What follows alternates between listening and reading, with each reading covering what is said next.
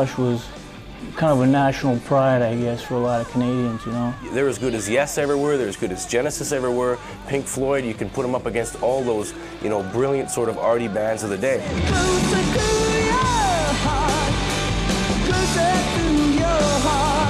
They know their stuff. They're just a darn good band. They do what they do very well. The songs are so technical that there's so much there that every time you listen to it, you can actually learn something, you know, as a musician. The sound is specifically them, nobody else sounds like them. They're probably to this day still one of the greatest live bands of all time.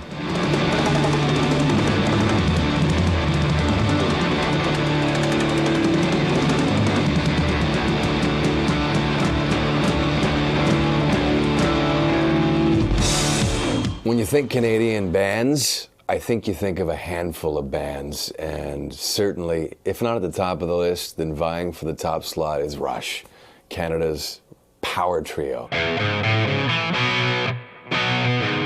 They were a musicians' band.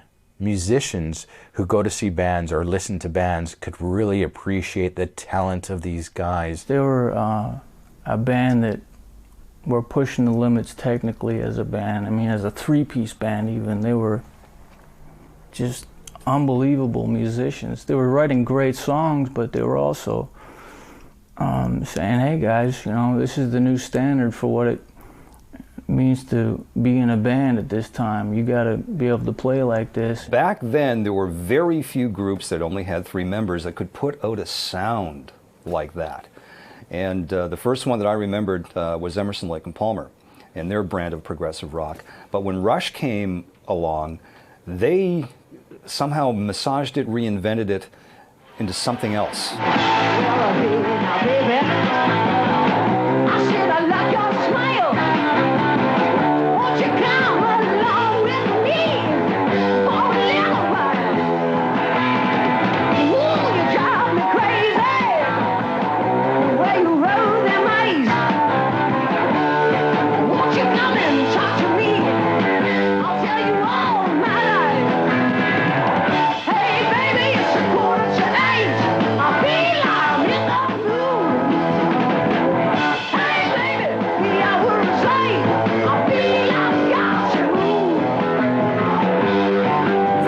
Rush is a very good debut album. Obviously the best was still to come, but I mean, as a first album, it was really good. It had some of their more rock songs. They released their debut and Buddy Holly cover on Moon Records on their own label, you know, and the whole idea of doing the cover, I guess, was to try and, you know, get some sort of major label interest. Live-wise, they were getting quite a following. They managed to do New York Dolls, I think, through Canada, and then went ZZ Top into America. So, you know, they were starting to get noticed with their live stuff.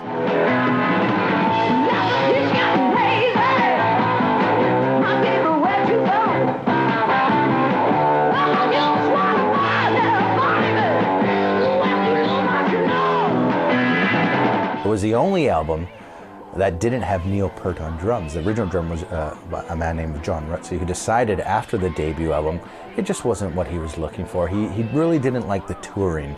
And the band, of course, at that time was playing every small town in Canada they possibly could play to pay for recording possibly the next album, which wouldn't include him because before that he had quit.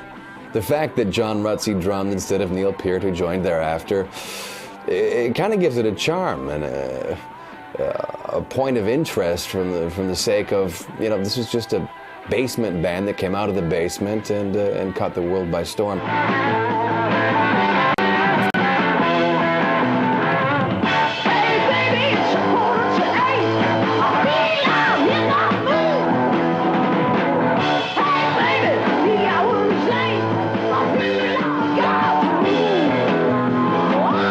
Okay, it certainly sounded like Led Zeppelin. I mean, it was certainly, there's a song on there, Finding My Way, that I think kind of sums a lot of it up, actually, because they weren't quite there yet.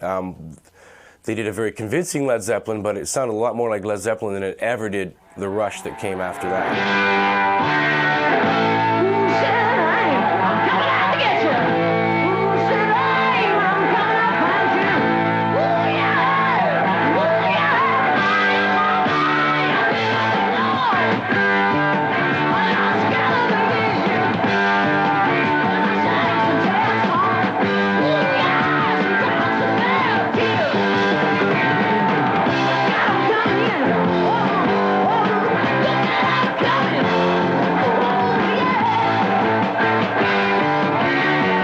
they were unsure of their direction. They weren't sure where they wanted to go. They were being influenced by the likes of Deep Purple and Led Zeppelin, but they needed to find their own form.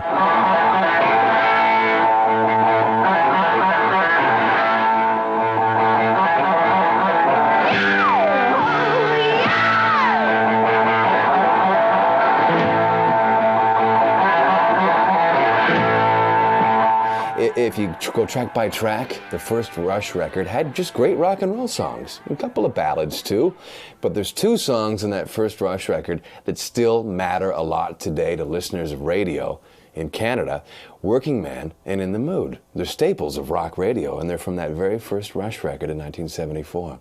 When they launched into Working Man with that guitar riff, nobody in this country was quite doing that.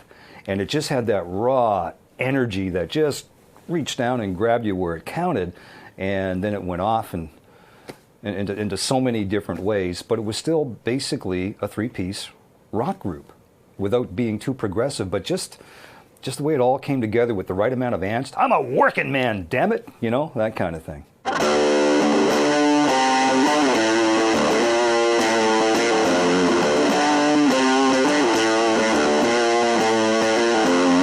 Songs like that, they put them in the category of really heavy rock music. It was, it was aggressive, really.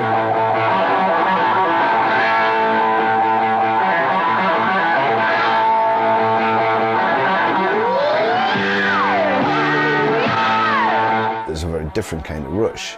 But I think it's a good debut because it just displayed potential in the band. You can see the early albums, the very strong influences from other acts, and as they progress with their songwriting, that disappears and their own style really takes over.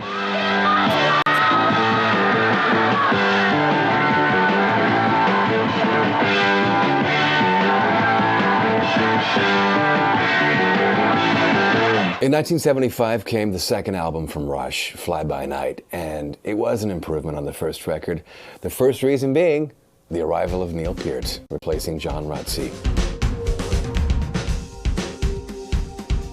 Rush really wasn't even formed until the second record. When Neil came on board, this guy was a machine. His technical ability is absolutely top-notch. There's just nobody that can touch him. The things that guy can do behind a drum kit, he has a degree in percussion. A lot of people say too flashy. I remember listening to him thinking, well, God, anytime there's a little place that he could stick something, he'll stick a splash or he'll stick a little roll. But he is the drummer's drummer. And the only reason he is so good because he has never stopped educating himself. He's one of that generation of drummers who had most definitely tried to develop their musical and technical abilities instead of just being what I call hod-carrying drummers. They're somebody who took in musical ideas from all sorts of different forms of music, listening to different forms of music, and practiced and produced, a better technique, a better musical ability, a better understanding of rhythm. You couldn't say he's a rock drummer or a jazz drummer or a blues drummer. He's everything. He had the largest kit that I'd ever seen with everything. If it could be played, he would put it in and he would play it. Now, there's a danger there to think like, well, yeah, you don't want someone slavering all over a track constantly because it's just, does your head in. You want it to move forward. But he would push it, he would pull it, he would just take the track wherever it needed to go. One thing that Neil was able to do was when they were playing more complex time signatures, he didn't make it sound hard. He made it sound like it was a bit of a groove. And you don't think, the drummer is now playing a very complex rhythm pattern here. He just played it and moved on to the next section. Beyond the arrival of Neil Peart as the new drummer in Rush on that second record in '75, Fly By Night, came Neil Peart, the lyricist for Rush.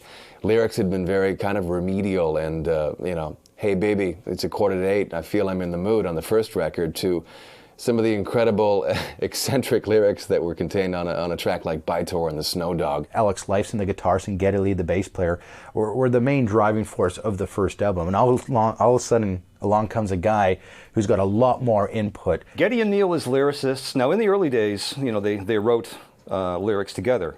But over time, it was Alex and Geddy, of course, that concentrated on the music, and Neil was sort of the lyricist. And you know, he's an avid reader. He reads everything from, you know, biopic sort of books to, you know, the science fiction stuff that Ayn Rand was writing and all that kind of thing. From a songwriting standpoint, I think Neil is part poet, part prose writer, and a little bit of maybe a philosopher in there somewhere. He's a scholar of literature, history, geography. He's a very smart man. He'd be the kind of guy you'd love to have a conversation with. He'd be the kind of guy you wish was your professor in school if you were a fan, or also because he is just so intelligent. It definitely seems very cerebral as a little bit being a little bit older and listening back to it.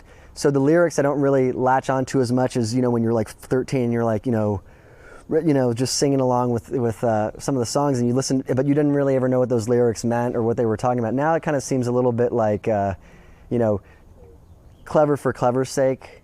I don't even understand them half the time. I don't understand what they're saying, but it makes me feel smart to listen to it. I didn't really listen to Rush for their lyrics. It was more about their music. I couldn't really even tell you what they were singing about.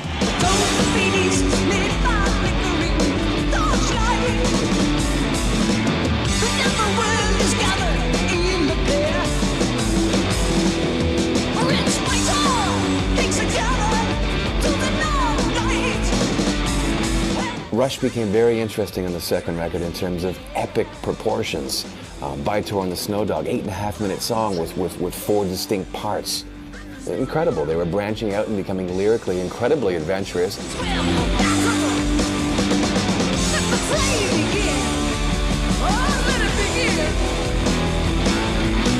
In concert, when they launched in to By Tour and the Snow Dog, you know, you could just feel the tension in the air because you knew, you know, the big war between the By Tour and the Snow Dog was coming up and the light show, and it just went on.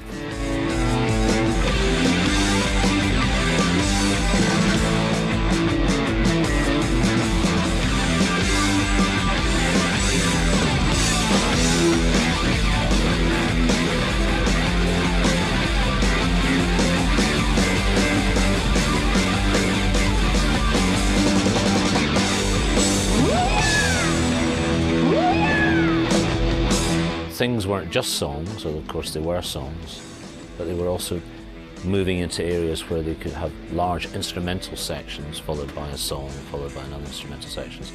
And they were also getting into this sort of area of storytelling, which is a typical Rush song.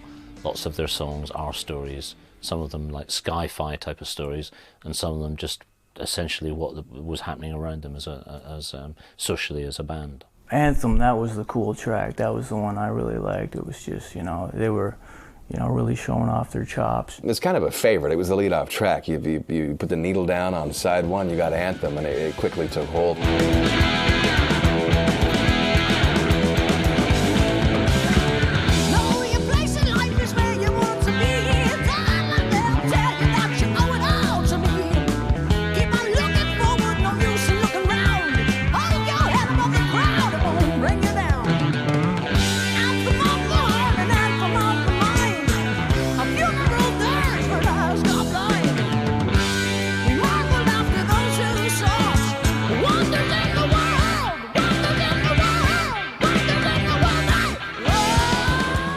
Sits very well in the album as part of the whole thematical dynamic of the album, but it also sits as well as its own track to one side.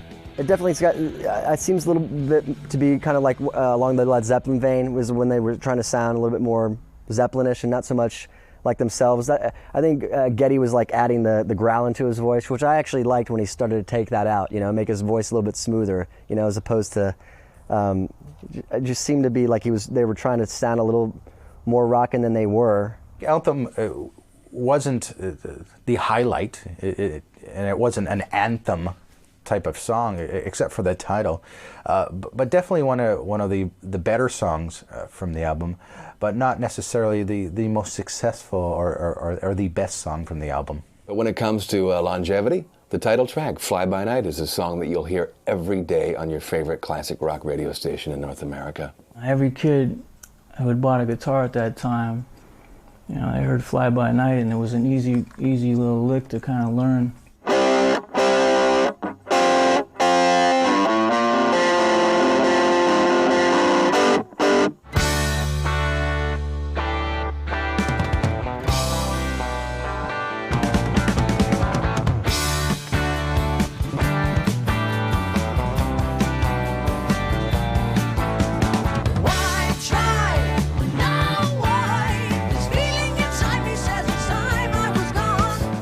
Fly By Night, from a radio standpoint, got the bulk of the airplay. In concert, By Tor and the Snow Dog. Anthem, yeah, very valuable for the record itself, set up the tone, sort of what the theme was going to be. But I think in terms of general acceptance and representative of the band and the album at the time, for radio friendly, it had to be Fly By Night.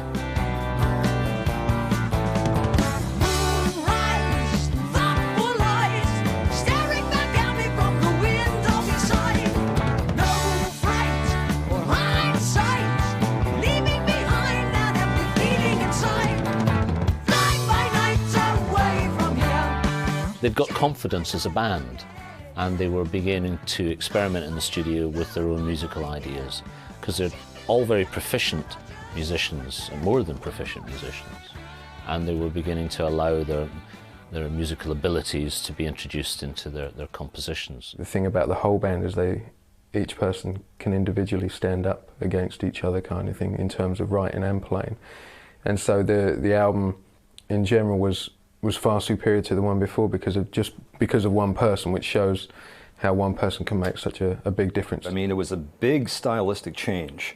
When you add a guy like Neil Peart to the band, who is not only an accomplished drummer, even back then, I mean, he was pulling some stuff out of his bag of tricks that a lot of people could do, but maybe wouldn't necessarily put it on record. And with the way he writes lyrics, they definitely became a different sort of a group. That album, Fly By Night, is much more, you know, it's got a lot more the power chords, but at the same time doesn't have the kind of like Rush kick that trio can produce. You know, when they're all just completely going for it in their own completely separate way that just complements each other.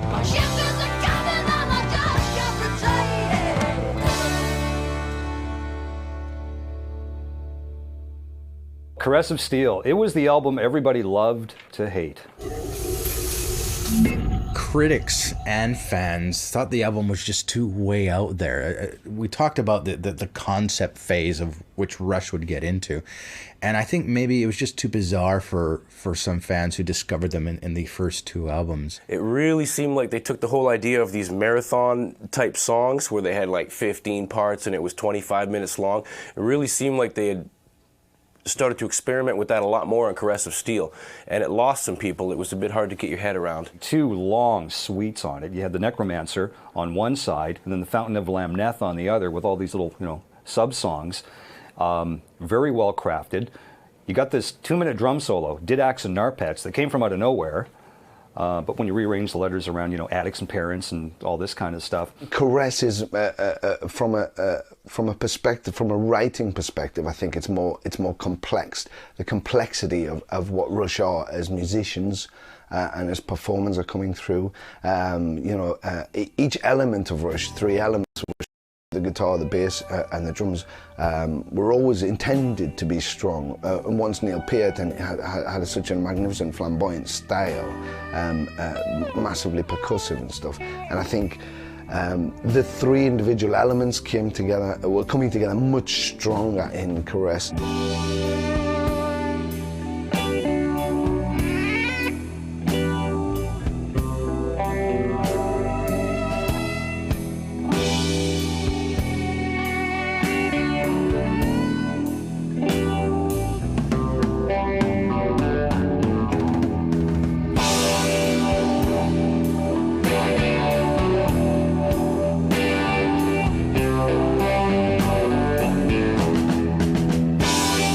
One track in it called The Necromancer, which is a set of different pieces of music.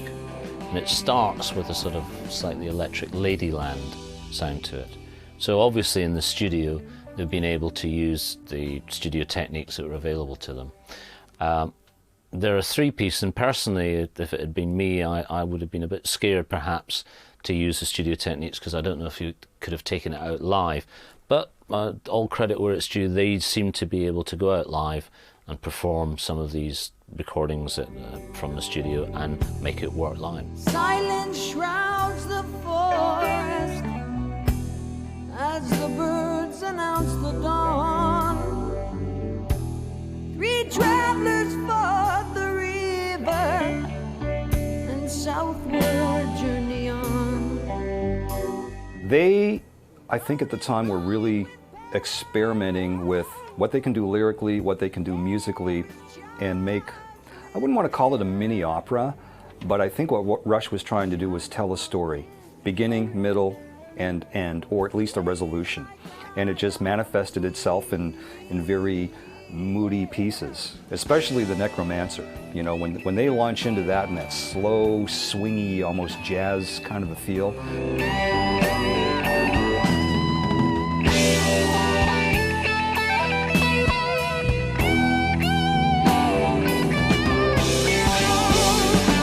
In terms of power chords, power chord rock and roll, Rush are second to none, and you find that out very quickly when you drop the needle on the very first song on Caress of Steel.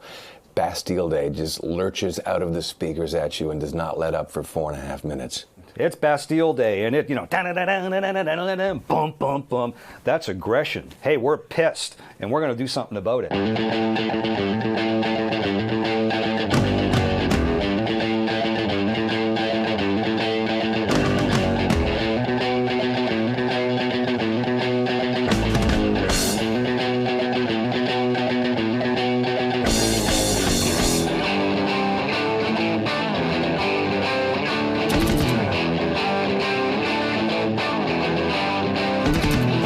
Musically, it modulates twice before it gets into the main song, and this is typical of Rush. You know, they'll start with a riff, and then they'll immediately, after about maybe 8 bars, move to a different key and a different riff, and then maybe to another one before the song settles down. There's a real sense of musicianship going on here. It's almost operatic in its feel. It's a huge track, but what Rush always had and could always manage in something of that size, the grandeur of something like that, is to maintain the aspect of Rush within that.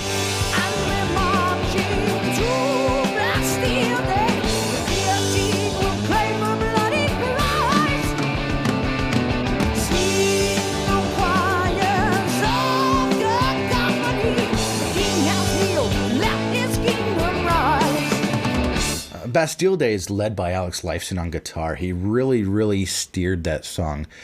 Geddy Lee's vocals very powerful, and Neil Peart's tight drumming. I think for the first time it really highlighted this great trio and how tight-knit they could really be. As a piece of music, it moves quite seamlessly from section to section. This is one of the things that Rush were good at. I've never really been able to figure out quite why they were able to do it and make it work. Maybe it's because there was only 3 of them. Maybe the simplicity of the 3 people made the movements from different sections, which were actually juxtaposed sometimes musically against each other, but they would make it a seamless movement. And Bastille Day is one of those tracks.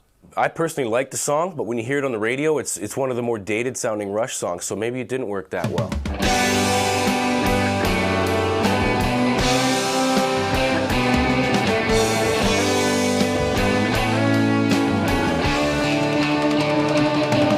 Caress of Steel definitely marked a progression in the band, but no one quite knew how to accept that album. Very much a conceptualized thing. Not really a step forward, not a step back, but just not really going anywhere. Still trying to find their own direction. Even the title is not a true Rush title. It sounded too heavy metal, too hard rock, which they were in the beginning, a great rock band, but they were moving on to be something more mystical. Also, any band that is playing very serious music but can have a song on their album called I Think I'm Going Bold as my vote. When I heard that song, I actually laughed. I don't know if I've ever laughed at a Rush song before, so hearing that song was a bit of a surprise. They weren't converting a ton of new fans to the Rush camp, but they were keeping the ones they had from that second record. A lot of people look back on it and think it wasn't as good an album, that's for sure. Fly By Night may be a stronger record in some ways. I definitely think it was a look ahead to an album, like a concept album, sort of like a 2112.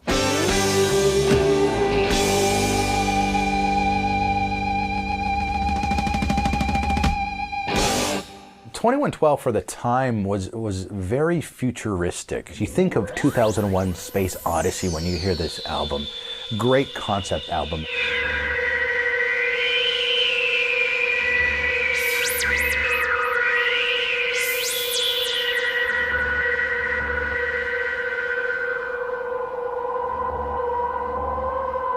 very well thought out. They didn't just go in there, jam for 2 days and said, look what we have. They put a lot of thought into this album, and to a lot of Rush fans, their absolute favorite album of all time.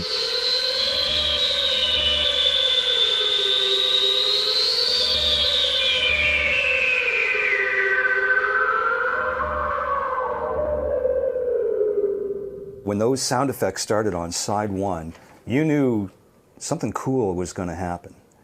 And nobody was doing anything quite like that at the time. Sure, there was Genesis. There was Emerson, Lake and Palmer. There was King Crimson, Gentle Giant, you know, insert progressive rock band here. But they didn't quite go the same way that Rush did. When you got stoned and you put that record on, there was just so many cool sounds going on. You had to keep listening to it over and over again. Every teenage boy wrote 2112 on the back of his jean jacket in the 70s.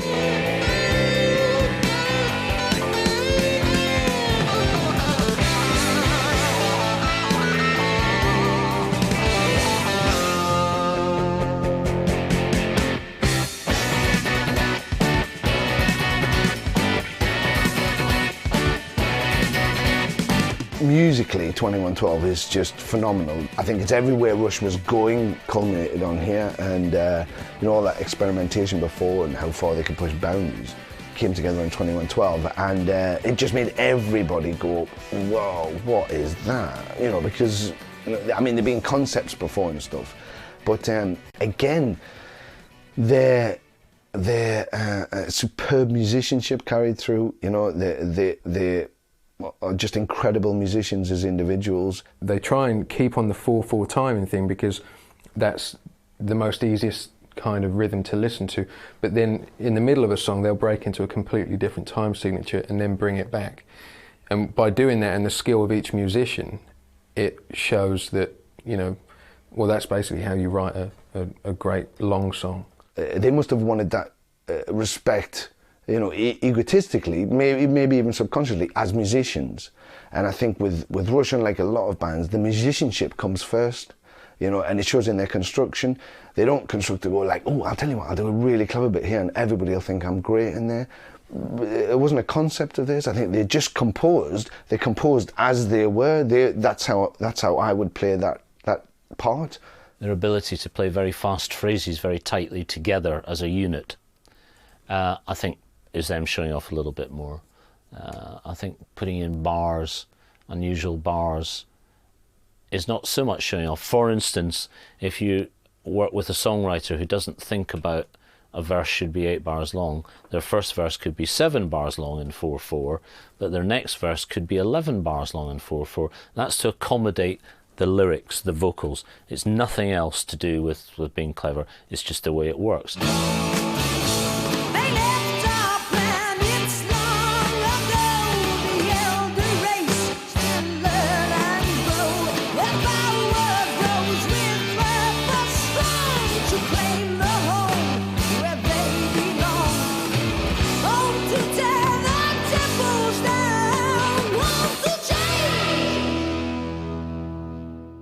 The title song, 2112, which is a good 20 minutes long, at those times it wasn't really popular to be writing songs of that length, but they showed that they could do it. But it wasn't like they were writing songs that were of great length that were crap or anything. It was, you know, it was all quality music still. Lyrically as well, it's some stuff in there is very deep and ahead of its time. Neil Peart, for example, had you know, come to his apex of thematical writing. It's a 19-minute suite that told the story of hope and how it was dashed, and lifeblood spills over and all that kind of thing. It was a very tumultuous track. They took a big chance on doing something like that, but because no one was doing it at the time, I think it stands even today as one of their best. The thing about concept albums, a lot of them can be really ethereal and spacey and have a lot more lows than highs. Rush weren't messing around with 2112. This was a rock record. This was a screamer. Sure, it had its passages that, you know, meandered into the soft and eclectic, but it came screaming back into action with more power chords. Really popular. Everybody remembered that lick. Dang, dang, dang, dang, dang, dang, dang, dang, dang, dang, dang, dang.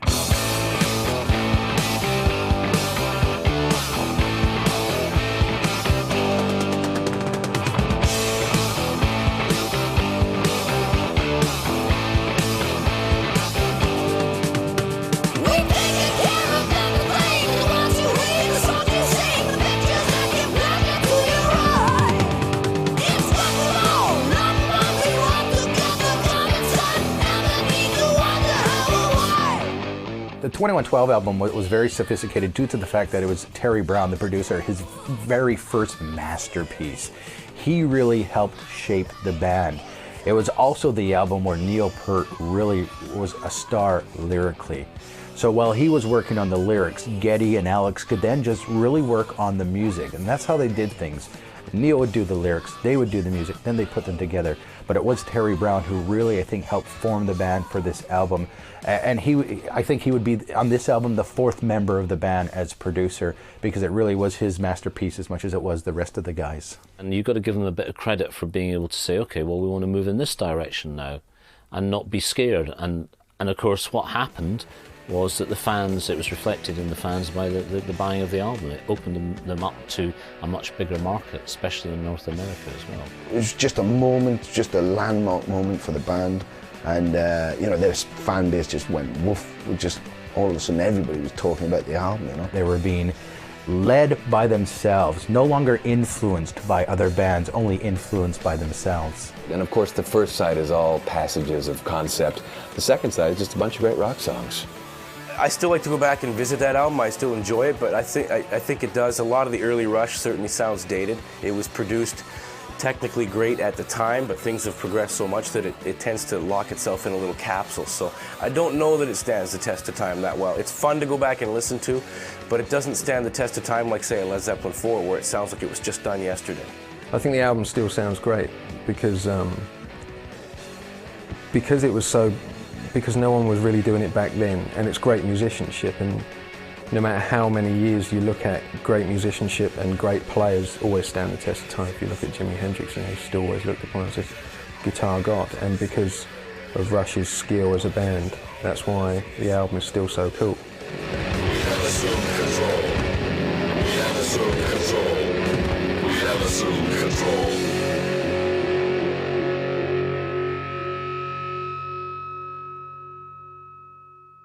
Geddy Lee is just amazing. Here you had this front man who, you know, bass player, playing keys, singing these, you know, intricate vocal lines over these intricate bass lines. It was just amazing to watch this guy. Geddy Lee, vocals-wise, you know, as much as in his bass playing, it's just incredible. I mean, he started very early days. He had, you know, much higher falsetto voice, which he still maintains, I'm sure, even to this day. Yeah, and brought it down somewhat. But just what a range, the guy's range, and it's flawless. Geddy is a good vocalist for Rush. I don't think you'd want to see him, you know, with an orchestra singing Andrea Bocelli songs, and I don't think you want to see him, you know, doing the Michael Bolton thing either. I think Geddy has the perfect range, the perfect vocal style for what Rush does. Put any other singer in Rush, I don't think it would work. I always really liked his voice. You know, I know people that hated his voice, but I always really liked it. I especially would like it. I loved it when he would sing, and sing kind of like the whole song in one octave, and then like the last chorus of it would just take it up an octave and just like hit this note that was just like, wah, you know, like just like way up there. I liked it when he was singing up high and just really, you know, really aggressive and just wailing that, you know, peeling the paint off the walls kind of shit he was doing. It was amazing.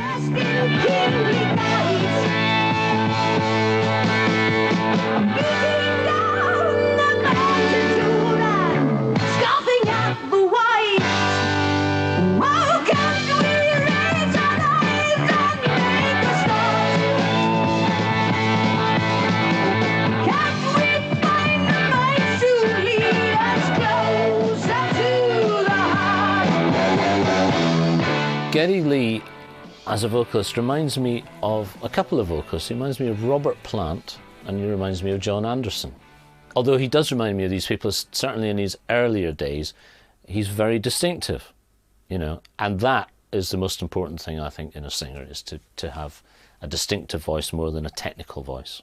He's not the best looking guy in the world. He's kind of got those big round kind of John Lennon glasses and this, you know, scraggly old hair, and he's never really changed. A really thin looking guy with a nose the size of a small car. He's not the pretty boy that you'd have on a poster on your wall, but he sounded mystical, and I think his voice had that mystical quality, which started out the Rush concept albums and everything that they did with the Trees and 2112 and Farewell to the Kings.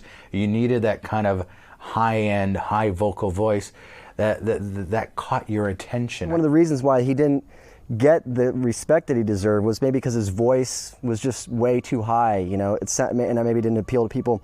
Also, I think the fact that maybe he didn't write his own lyrics, write the lyrics that he sang. For people who are singers but don't write the lyrics, that can be extremely difficult. But he has a way of doing it, it sounds as if he's written the lyrics, and he's not just, you know, reading the lyrics and doesn't understand what the song's about. He gives you the impression he really knows what he's talking about. It's just the way that he'll be playing bass lines which are so melodically different from the vocal lines that he's singing. It makes it all look easy, exactly like his bass playing. He's not your like slap kind of bass. He's not just your driving rhythm. He's filling those places when Alex is doing his thing and Neil is doing his thing, and there's a place to be filled. He can fill them, or Neil can, or Alex can. He's almost like the second guitarist. If they had 4 members and there was a rhythm guitarist, he's almost like a rhythm guitar player. He has the technical ability to play fast and complex things, and he also understands what a bass guitar is, which is it's to hold down the bottom end of a chord. So he has those 2 attributes. So when he's singing and playing, he's doing what a bass player should be doing, which is holding it down. And when there is a moment that all the band, drums, guitar and bass, play a technical thing, he's got the great ability to do that as well. He had a very driving sound, Rickenbacker, a very long neck, thin body, but very deep tonal sound with a high end. So it's a very specific sound bass-wise. And he used that impact sound, so he used that punch. The bass had that punch and that drive, so it leapt out at you. It didn't say, it wasn't warm and rounded at the bottom end and just rumbled along, which would have been nice with interesting phrasings. But here was something that leapt out. It was as dynamic as the guitar sound.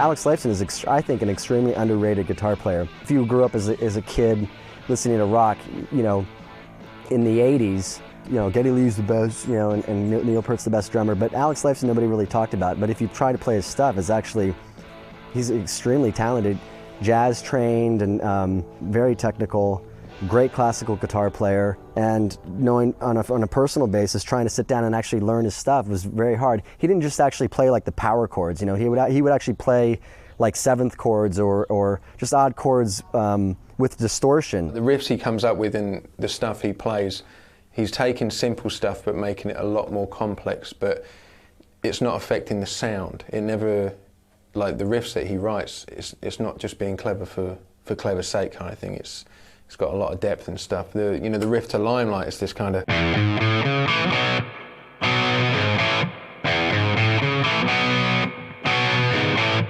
Yeah, he's playing that. It's just this. It's these runs that he puts in between the chords, which makes it so cool. And rather than just saying, right, okay, here's 3 chords and I'm going to string them together, he's making it as intricate as he can. He gets a good sound. He's also able to, with his touch, be very tender with his sound, and then in the next phrase be really hard and rocking. The solos were just so abstract. That's the only word I can think of to describe them, because they were just oddball, you know, the whammy bar and, you know, the way he would use the effects, like he'd put a chorus on there and really kind of just get these crazy fucking sounds that were sort of reminiscent of Hendrix, but you know, he took it to a whole new level. It was just strange.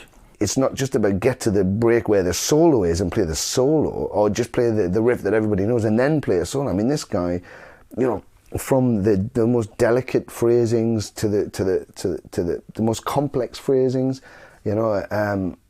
Again, I just think his style and his approach to the instrument was so incredibly complex and powerful.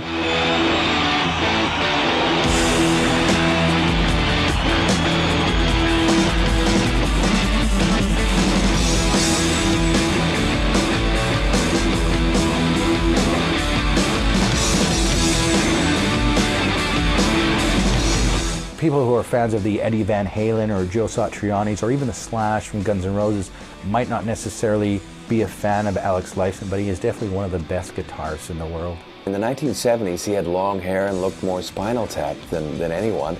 However, when he really came into his own in the latter part of the 70s and the 80s in terms of, an image of a rock star, here's this sort of relatively clean-cut guy. He didn't look like Jimmy Page, he didn't look like Clapton, he didn't look like the typical guitar hero, but close your eyes, he had all the licks.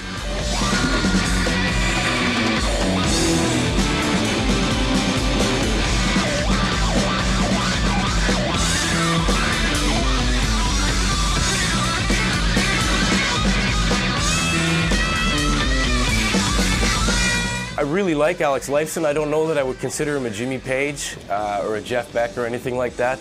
But again, I think what really works for Rush is whether the individual is a stand-up musician or not, together what they create is really what it's all about. It's all about the chemistry.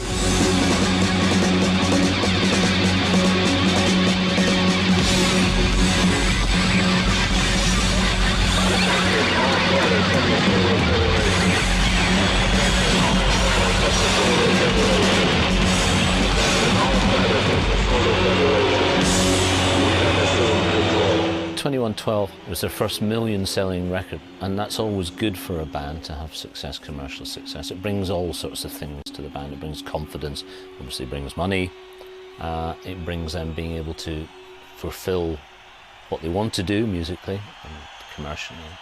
But the band also were very prolific during this period.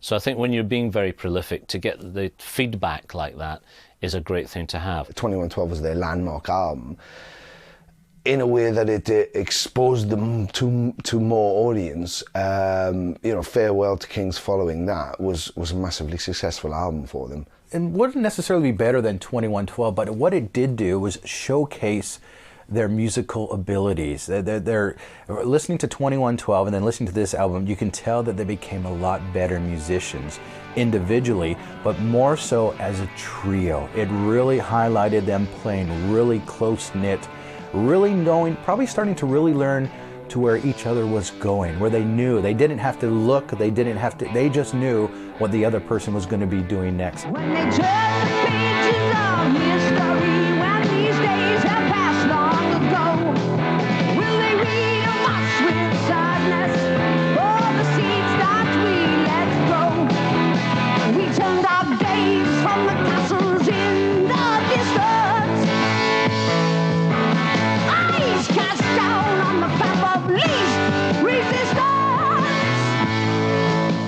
It's different because it's not conceptual like they were going before Caress and 2112 that we've talked about. So it was different. They were still doing, Cygnus X1 and Xanadu, the longer pieces, but the other songs were becoming a little more, I wouldn't want to say top 40, but definitely a little more radio friendly. A song like Closer to the Heart, much shorter than the 11-minute Xanadu and the 9-minute, whatever else here.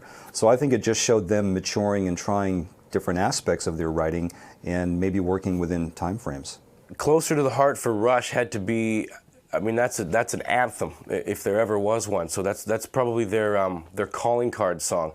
It still gets played on the radio all the time today. That is probably the most successful song that they've ever had, as far as when they do the live shows, the lighters still come out. People still love to hear that song. I can't help but think of the video for that song right away, which is kind of funny because they've got the sort of oval around Geddy's eyes for the lead off to the video with the now legendary intro to that song.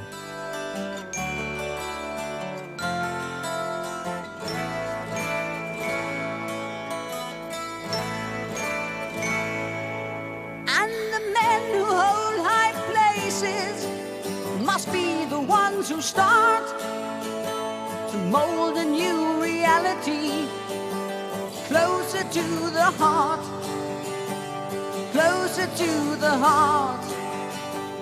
Closer to the Heart blew me away. When I heard that, that was like my favorite song for however many months. And I learned that, I was so anxious to actually learn that riff, you know. I thought that was the coolest thing when I actually learned that. I was, you know, it's one of those things that to me was like kind of a Stairway to Heaven riff. Philosophers and plowmen, each must know his part to sow a new mentality closer to the heart. Yes, closer to the heart. Yeah!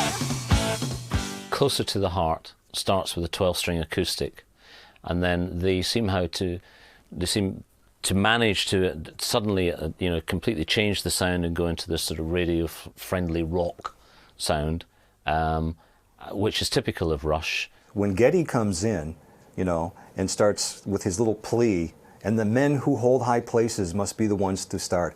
He was saying it was almost a wish, but it was almost, here's what is likely that needed to happen. And I think it's something everyone can relate to. You can break that down and look at it, I believe, from many different ways. And whether you're, you know, angry at a politician or whatever, it fits. It all starts from the top.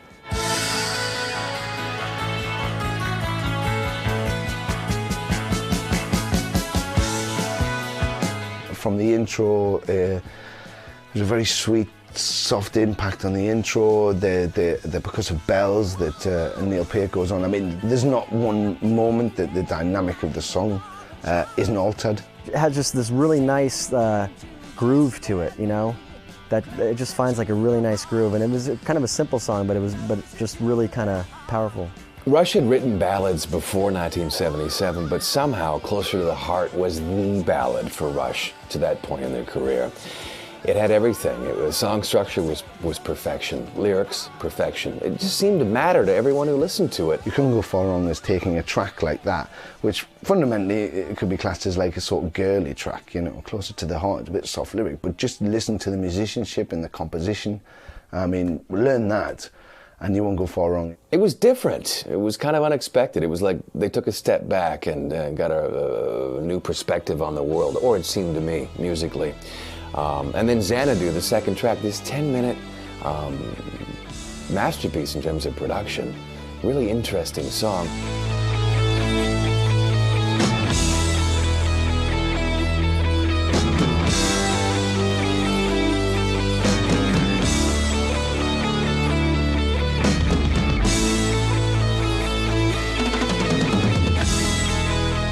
Xanadu goes off into this slightly sci-fi sort of typical Rush rock, you know, suddenly it's an explosion of rock music. That's one thing that they weren't scared to do, which I think is great. You know, a track could start very gently and they would sort of superimpose this sort of, you know, big rock element over the top of it.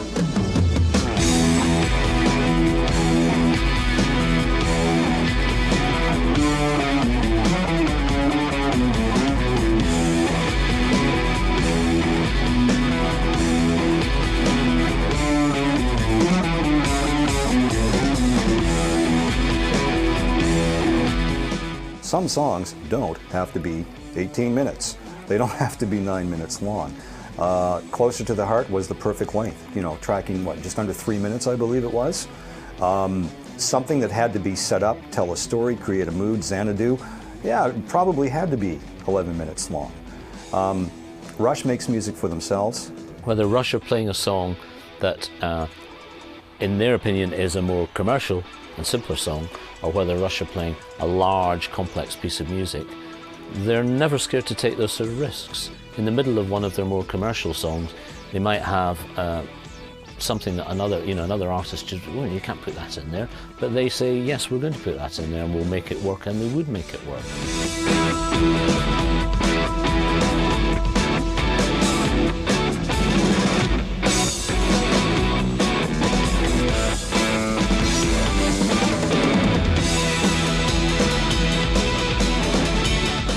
It's a great album, and it got out to even more people. But it was only the alteration of the direction, really. You know, Neil Peart not doing the whole sci-fi epic novel type thing. So I suppose, you know, if you wanted to just listen to individual tracks, it's better because it has that, you know.